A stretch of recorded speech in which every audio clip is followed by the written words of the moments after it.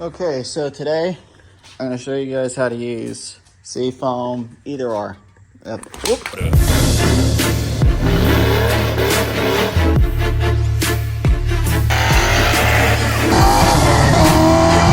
Performance. Don't miss out, guys. He's the man when it comes to stock, no deal. I'm going to show you how to use this on the top end of the motor, and I'll explain how to use it the other ways.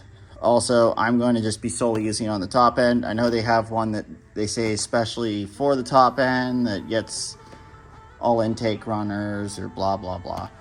You can do it the same way without having to get that top end can. This stuff is honestly better and you get more in it than the other ones, if I remember correctly.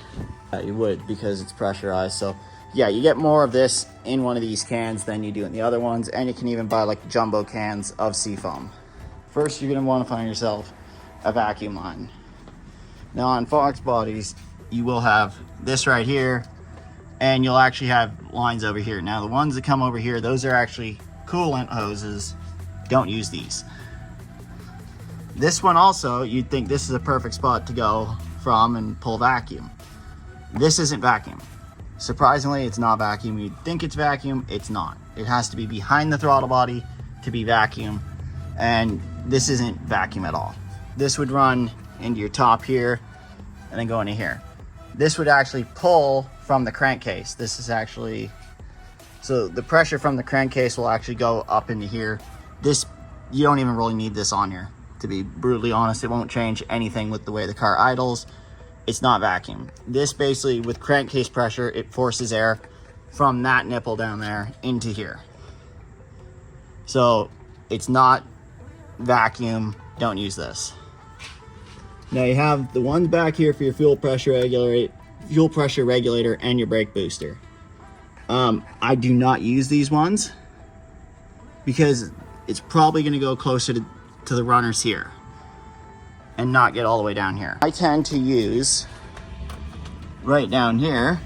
I tend to use this one more because it's a little bit closer to the center and you get better coverage. If you want to, you could probably pull this one off and spray a little bit from and have it draw some in from this one also, if you want to make sure that it's completely coated all the way across. I've been going from this one. I haven't had any issues going from here.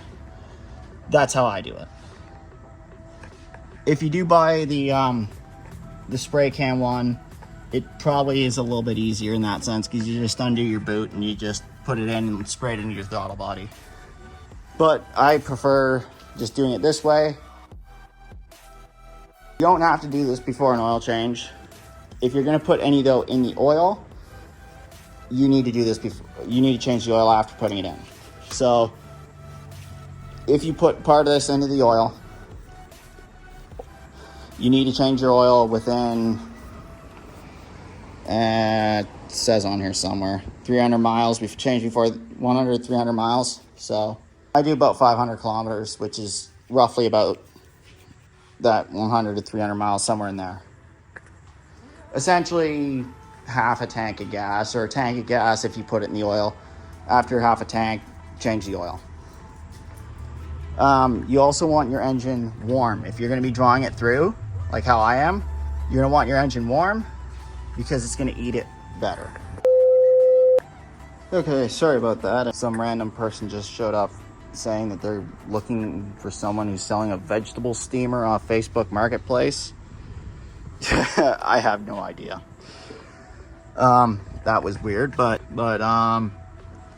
so I'm going to be using the vacuum lines down here, and I might do a little bit from this back one just to get this way a little bit more.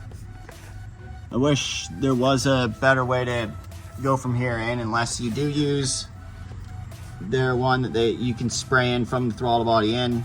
I'm not using it, so this is how I'm doing it without that, mostly because I want to try the high mileage one, and this is what I've normally been using to draw in seafoam, and I've been doing it for years like this. They've only recently just taken off the part where it says you can draw this in with a vacuum line. The Berryman still has that on the can that says you can use a vacuum line to draw it in. And I believe the Berryman's is the exact same stuff because it's in the same bottle. It's just a different logo. And the Seafoam now has the writing on the bottle where the Berryman's doesn't. So I'm pretty sure it's just the same bottle. And Seafoam added this detailing and the Berryman's put their logos on it, and that's it. So I've heard this stuff is a little bit stronger, which is why I want to draw it in through a vacuum line versus having it sprayed in, because you can't spray the top end one in, and the top end one, from what I understand, is just this. So this one I understand to be stronger, this better grease fighting power. So hopefully, not hopefully, we're going to do it this way, and hopefully it works out fine. I'm not worried about it not. Again, I've done this hundreds of times, so I'm not too worried about it. And this stuff's really good. Like before an oil change, if you have heavy sludge buildup in your engine, dump a good bit of this in. I usually, the way how I do it is I go 1/3 through a vacuum line, 1/3 in the oil, and then another third into the gas, or I go half and half. Either or. Today I'm gonna go about half, and then we're gonna feed it just through the vacuum line. I'll be using up that plus that stuff to see if there is any difference. I don't know, I'm skeptical. Most likely it could even still be the same stuff from this can to this can.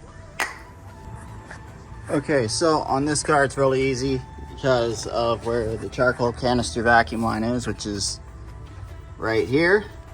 I have a join to it so I can just easily separate it, pop on a vacuum line with, again, like a golf tee plugging it. It's always good to also carry a golf tee in your toolbox for this exact reason, or hell, even in your glove box, or just some random stuff, because if you were to have a vacuum line crack, you can grab this and plug it off. So we got it run to here. This is all hooked up in here, so when it pulls vacuum, it's going to draw it up, and then hopefully it should cover it fairly evenly. I'll probably draw some from this side at some point, so I'll then just pop this off, and then I'll draw it from here.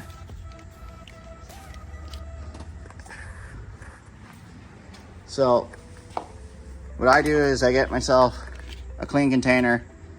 It does look dirty. It is clean. Don't worry. It's just scratched.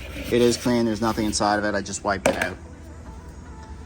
And I'll just pour roughly somewhere between half to a third.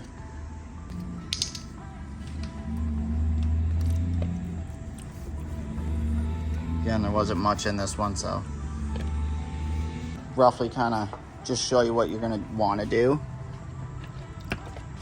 Maybe I can balance it right here.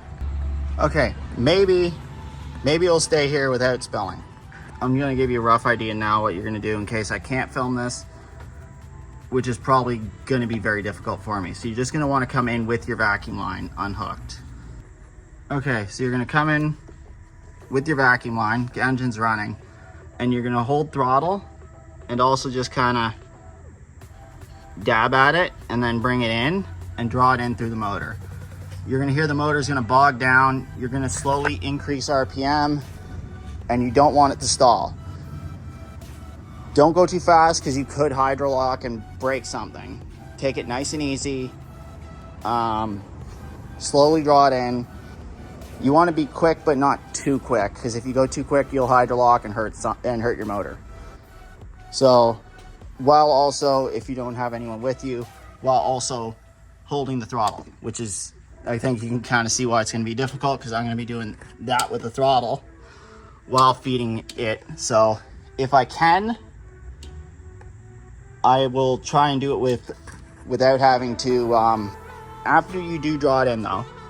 So after you draw the fluid in, come over, shut the car off. It might diesel for a second or run on, if you will, call it run on. It may do that for a second. It's fine. It'll shut off. It'll stop. And then wait about 15 minutes and then rev your car. because you're going to burn up all the carbon inside of it because it's loosened. And once the car starts, it's going to loosen up all that carbon and it's going to chuck it right out the exhaust. The car will smoke like hell for a little bit. I also recommend taking it for a drive. It will feel more powerful. The car will drive better, and it should also get better gas mileage. So yeah, I'm going to try and film what I can.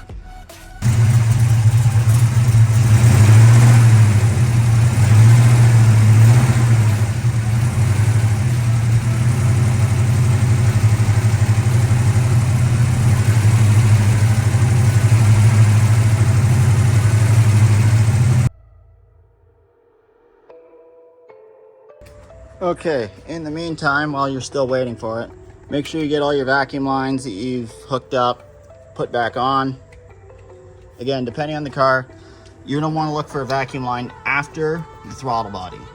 So look for something after the throttle body, before the plenum ideally. So going into the plenum, like the runner into the plenum, is ideally where you want it to be. If you don't have it, or if it's direct injection or turbo, and you can't pull anywhere from like center, either you want like center plenum, so somewhere around here, or after the throttle body. If you have anywhere you can pull vacuum from behind the throttle body, or from right as close to the center of the plenum as possible. If you don't have any of those options, your best bet is to maybe get the aerosol, the spray can. That might be better for you. Again, I have one that's right here, which is favoring more this side, but I can also use the one back here, which is what I did. And I put some back here too.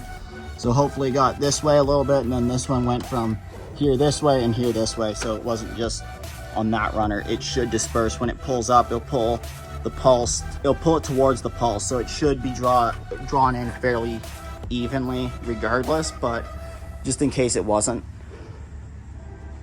Again, I pulled it from this way, so it'd come this way and it'd come this way. So they all should be fairly well coated right now. Again, make sure all your stuff is, like your vacuum lines are hooked back on. That's what I'm gonna do the second I turn the camera off. And then maybe just tidy up this stuff. This bottle's empty, so just chuck it in your garbage, or if you still got some left over, put it on the shelf. But yeah, that's about it. So I'll get back to you guys once the time is up. Okay, so I've let it sit. I've hooked the vacuum lines on. I put a little zip tie on it. Hard to see there. Also put a zip tie back on that one. Everything's good underneath here. So yeah, it's actually been a little bit longer than half an hour.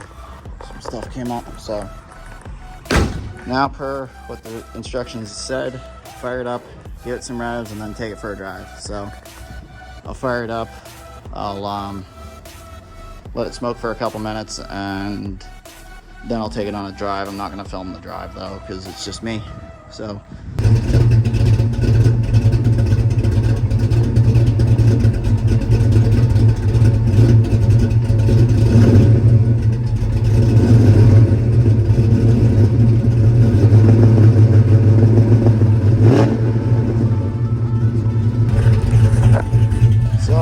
give it some revs, clear it out a little bit.